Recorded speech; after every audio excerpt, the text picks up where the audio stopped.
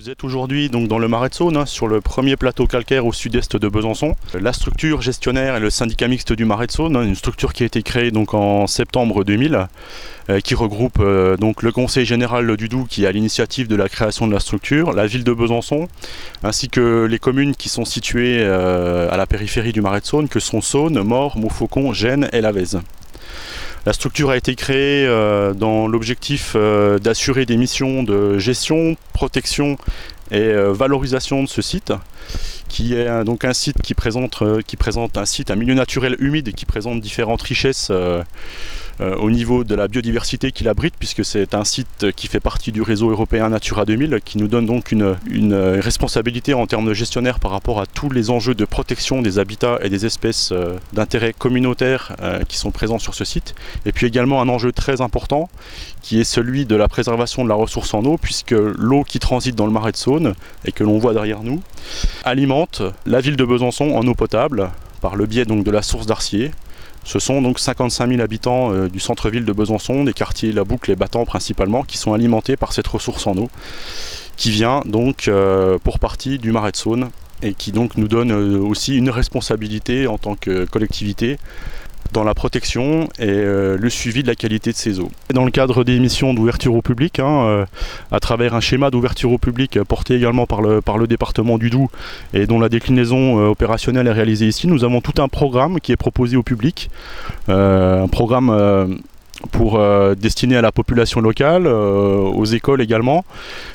qui consiste à proposer des circuits de découverte à travers deux boucles de découverte que sont la boucle de l'eau et la boucle des milieux naturels. Nous avons également toute une série d'équipements qui ont été posés sur site avec de la signalétique, des panneaux pédagogiques pour expliquer tous les enjeux qui sont présents sur ce Marais de Saône, et puis en parallèle une série d'animations proposées du printemps jusqu'au mois de novembre chaque année, donc sur le Marais de Saône, une trentaine d'animations thématiques sur le thème de la biodiversité, sur le thème des oiseaux, mais également sur le thème du circuit de l'eau.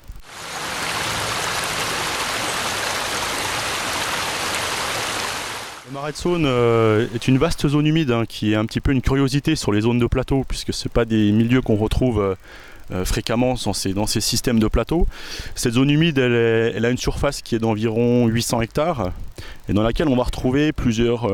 curiosités, comme ce site qui correspond en fait à un effondrement du calcaire et qui va nous donner une espèce de dépression comme ça, où l'eau est simplement présente en surface mais va s'infiltrer en l'espace de quelques mètres pour ensuite rejoindre le milieu souterrain. On va retrouver donc un cheminement de ruisseaux assez intéressant dans ce Marais de Saône, une grande diversité également, une grande mosaïque de milieux humides,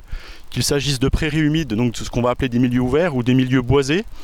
qui présentent en mosaïque, en alternance, un grand intérêt par rapport à la biodiversité. On va retrouver dans le Marais de Saône tout un cortège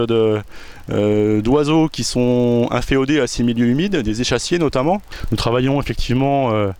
énormément avec des partenaires associatifs, que sont les associations de protection de l'environnement, tout un ensemble de partenaires qui nous permettent chaque année, par leur investissement, d'expliquer auprès du public la nécessité de protéger ce milieu naturel.